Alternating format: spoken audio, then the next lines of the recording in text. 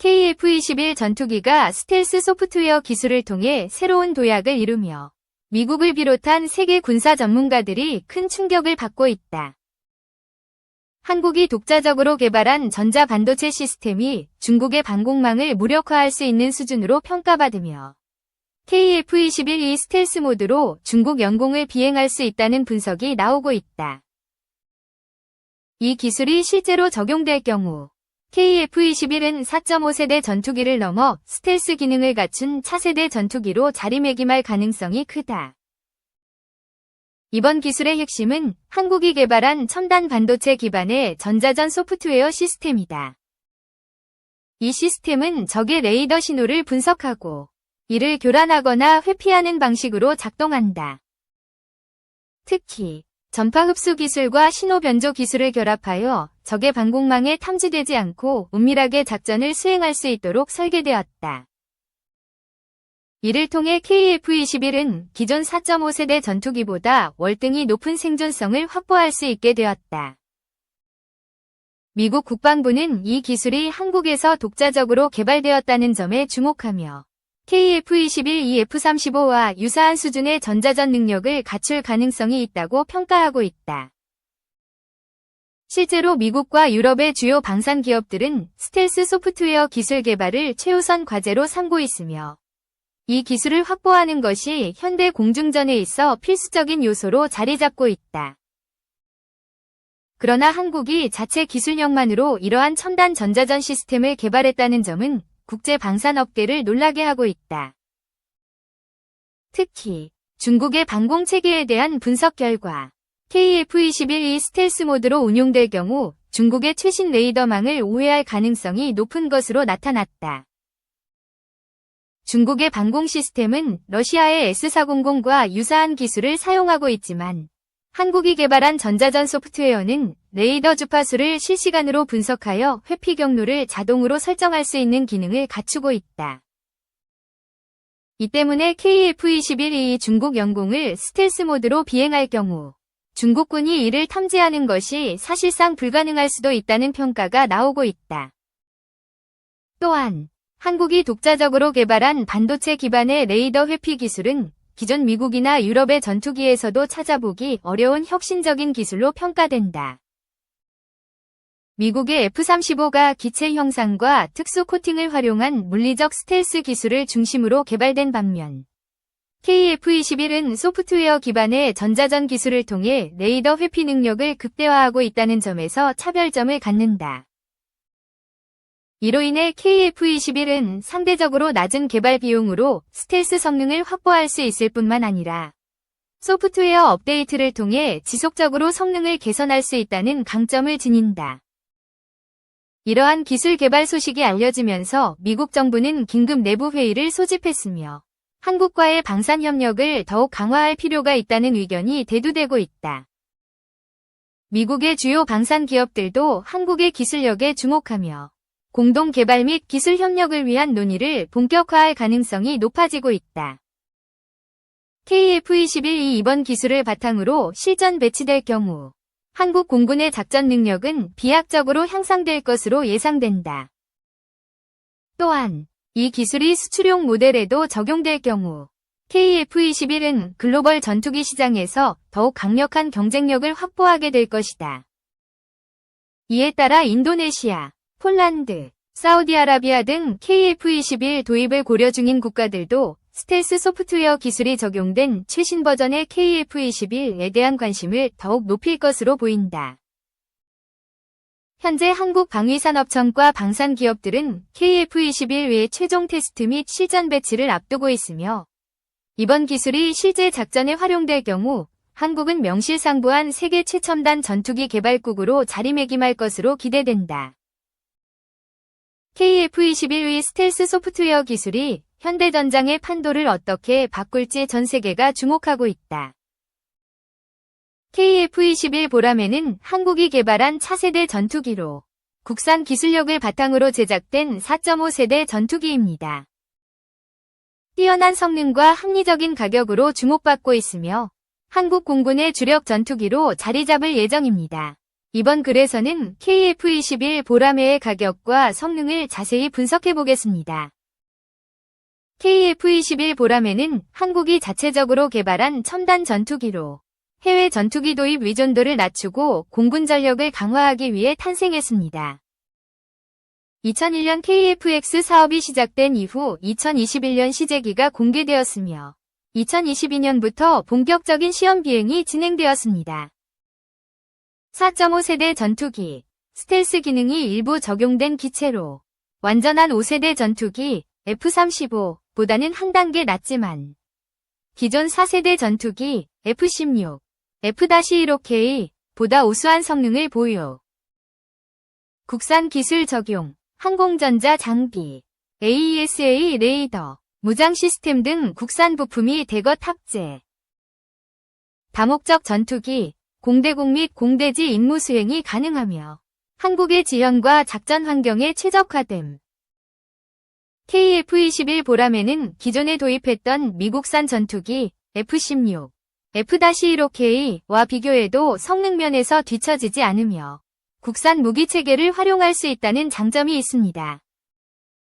특히 한국뿐만 아니라 동남아 및 중동 국가에서도 높은 관심을 보이고 있어 향후 수출 가능성도 기대됩니다.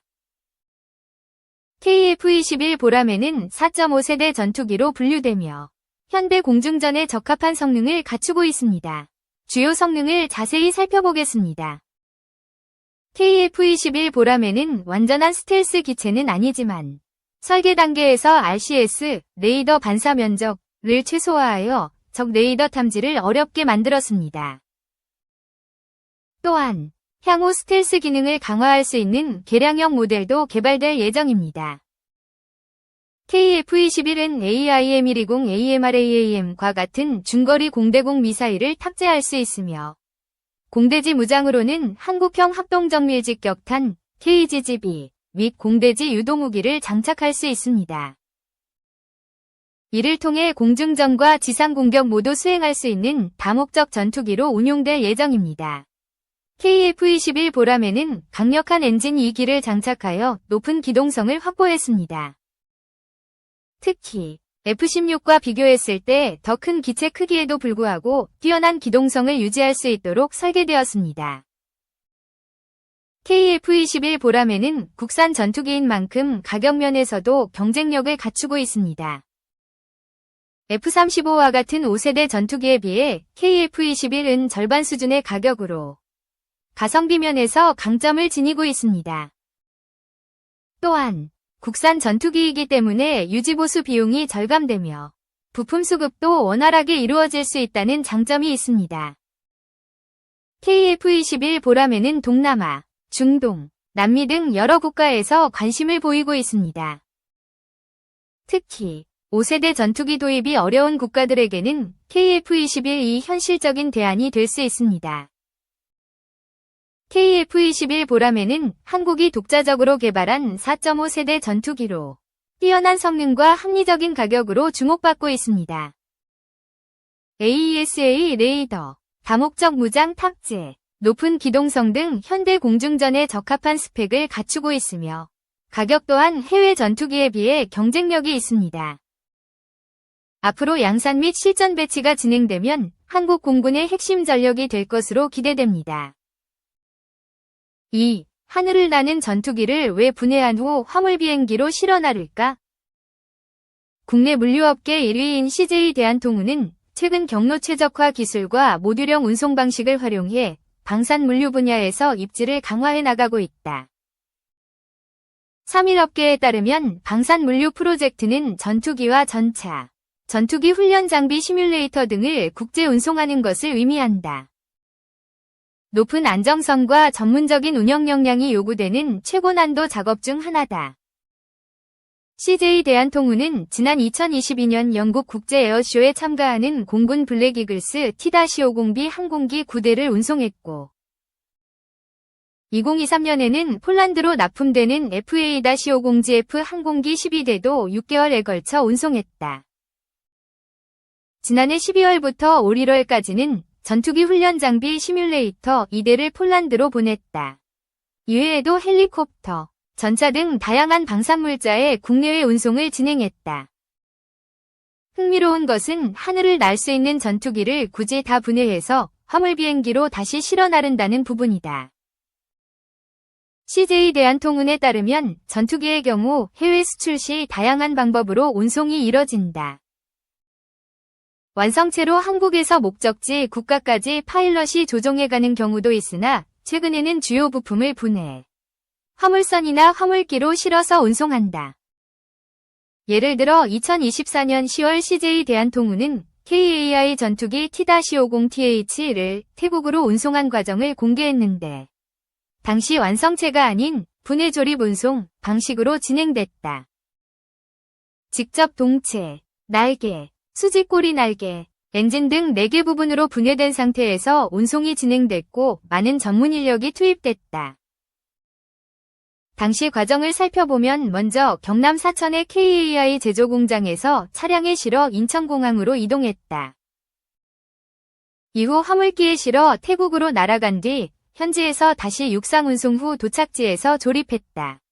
완성체가 아닌 분해 후 운송하는 것은 나름의 사정이 있다. 방산물류, 프로젝트의 경우 전투기 기종, 제조사 요청, 도착국가의 요청, 기상 상황 등 다양하고 복잡한 요인에 의해 운송 방식, 운송 루트가 결정된다. 본문 이미지 2022년 영국 국제 에어쇼에 참가하는 공군 블랙 이글스 T-50B 항공기의 운송 모습 40, CJ 대한통운 제공 41. 2022년 영국 국제 에어쇼에 참가하는 공군 블랙 이글스 T-50B 항공기의 운송 모습, CJ 대한통운 제공. 공중급유기로 공중에서 연료 공급이 가능한 기종인지, 연료를 최대로 투입했을 때 몇 시간이나 비행 가능한지 등을 세밀하게 따져야 한다. 가령 한 번의 연료 투입으로 2에서 3시간 정도 비행 가능한 기종인데, 도착지까지 6시간이 소요된다면 중간중간 여러 국가에 진입해서 추가 급유 및 기체 점검을 해줘야 한다. 하지만 그러기 위해선 절차가 복잡하다. 사전에 각국으로부터 영공통과 허가, 오버플라이트 퍼미트, 및 착륙 허가, 랜딩 퍼미트 등 진입에 대한 허가를 받아야 하는데 이것도 만만치 않다. 만약 진입 허가를 받더라도 각 국가에서 전투기 연료 주입 장비와 엔지니어가 제때 준비가 되어야 한다. 이 과정이 순탄치 않을 경우 운송 과정 전체가 지연될 수도 있다. 또한 파일럿이 장시간 조종할 경우 피로도가 상당히 높고 만약 비행 중 예기치 못한 사고가 발생할 수도 있어 분해 조립이라는 복잡한 운송 방법을 선택하는 것이다.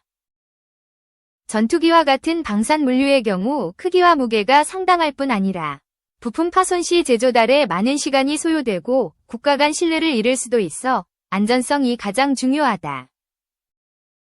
안전한 내륙 운송을 위해 최근에는 무진동 차량이 투입된다. 의료 장비, 전산 장비, 미술품, 실험 장비 등 고가 물품을 세심하게 운반할 때 쓰이는데 압축된 공기로 화물 적재 공간에 가해지는 충격을 저감하는 에어 서스펜션이 장착돼 있다. 실제 지난해 CJ 대한통운 T-50TH 태국 운송 시 무진동 차량이 투입된 바 있다. 경남 사천에서 인천공항으로 이동할 때 태국 우타파오 공항에서 하역 후 최종 목적지인 타클리 공군기지까지 이동할 때 모두 무진동 차량이 활용됐다. 차량에 전투기 부품을 실을 때에는 각 부품의 정확한 무게 중심을 계산, 정교하게 적재해야 한다.